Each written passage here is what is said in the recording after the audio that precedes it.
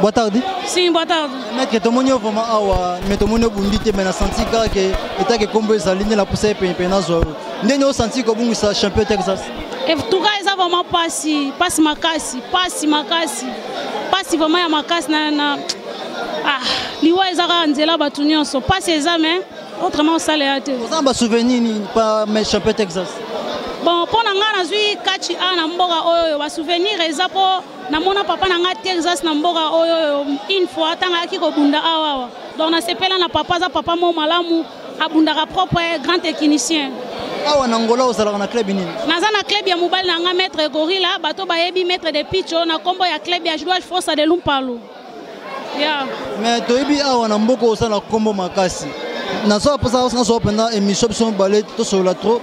Chaîne na biso ko kana 26 ezalaka 100% catch na mboka ya Angola simba makasi.